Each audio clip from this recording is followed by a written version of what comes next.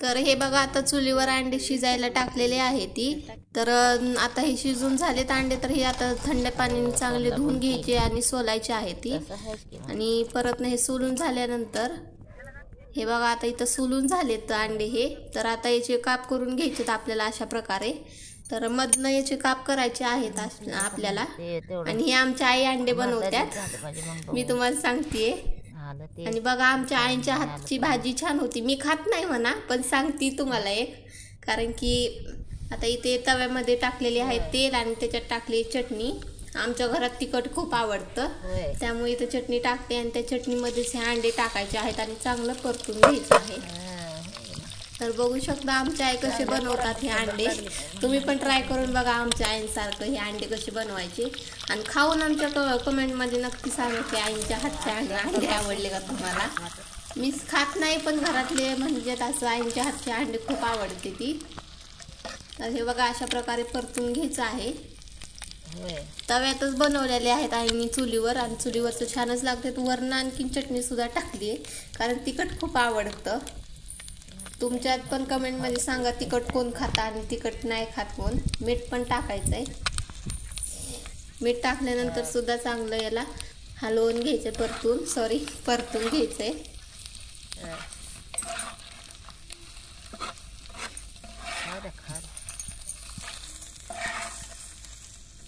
तर हे बघा परतून झालेलं आहे असं. तर कसे दिसते तुम्हाला अंडे. याच्यात आता खोबऱ्याचं ह्याचं टाकायचंय. खोबरा, लसूण आणि थोडीशी कोथिंबीर त्याची पेस्ट केलेली आहे ही, तर ती टाकली आहे.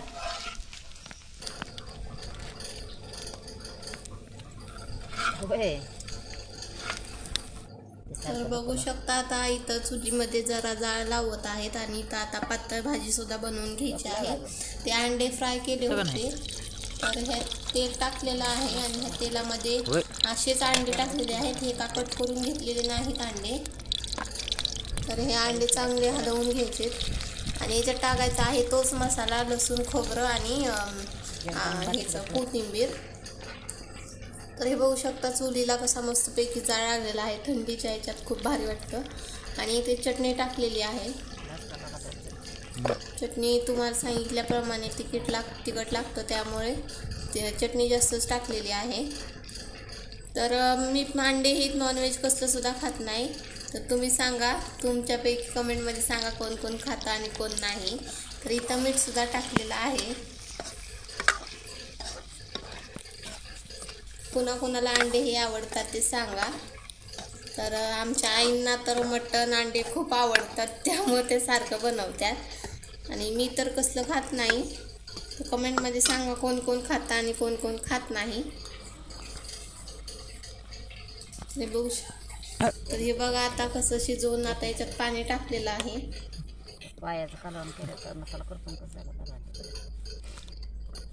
बघू शकता कट हे कसं आलेलं आहे. तुमच्या पण तोंडाला पाणी सुटलं असेल बघूनच.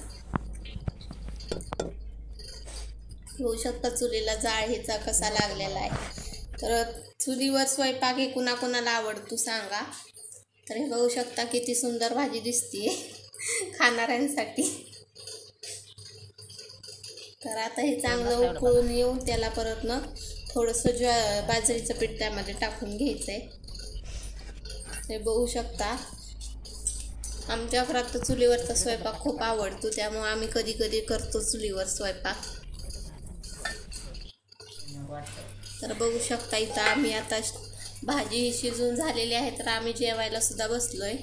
तर इथं पातळ भाजी आहे ही अंड्यांची. आणि इथं अंडे फ्राय केलेले, भाकरी. सांगा हे कसं वाटतंय तुम्हाला जेवण. गावठी पद्धतीने आम्ही बनवलेलं आहे, एकदम साध्या सोप्या पद्धतीने.